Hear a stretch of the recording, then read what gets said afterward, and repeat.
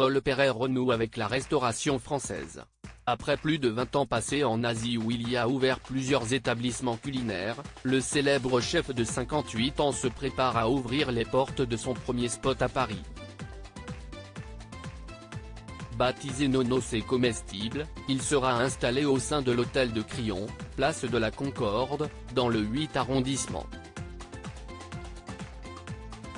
Les clients y seront accueillis à compter du 25 janvier 2023. Paul Perret leur proposera le grill à la française grâce à une cuisine intemporelle et que tout le monde aime. Je vais servir du steak frites sur la place la plus prestigieuse de Paris, s'est-il amusé lors d'une interview pour Paris Match.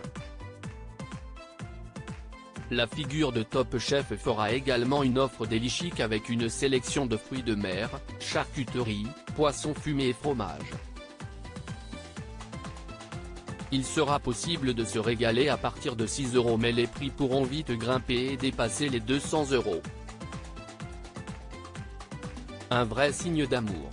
Paul Perret va aussi apporter un peu de ce qu'il a découvert du reste du monde entier dans ses plats et plus particulièrement la soupe Buntu, une soupe de queue de bœuf, qui le fit tomber amoureux de son ex-épouse Ralda, la mère de son fils Léon, 19 ans, comme on le lit dans les pages du magazine.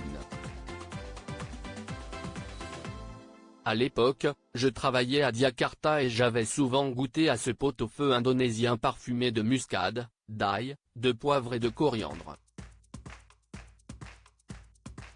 Mais celui de Ralda était tellement extraordinaire que je l'ai pris comme un vrai signe d'amour, a-t-il confié.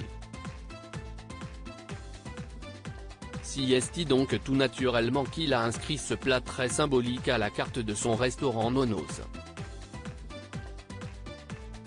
Des déclarations qui ont de quoi surprendre tant le complice de Philippe Etchebest est d'ordinaire très discret sur sa vie privée. Il n'évoque ainsi jamais son ex-compagne mais, en 2021, il se laissait en revanche aller à partager une photo exceptionnelle avec son fils Léon.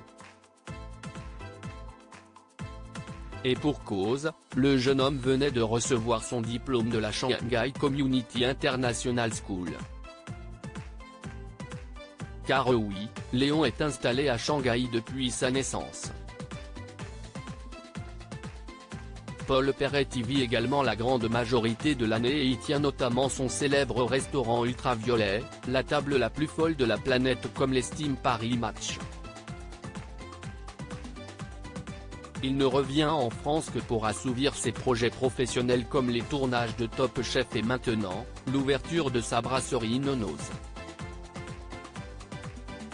Une vie partagée aux extrémités du monde qui n'est pas toujours évidente comme il l'a déjà avoué en 2021. Cela a été compliqué car j'ai fait plusieurs demandes de visa qui ont été refusées, mais normalement je repars bientôt. Il me tarde de revenir pour retrouver mes équipes et surtout fêter les 18 ans de Pépère, mon fils Léon, confiait-il pour Téléstar.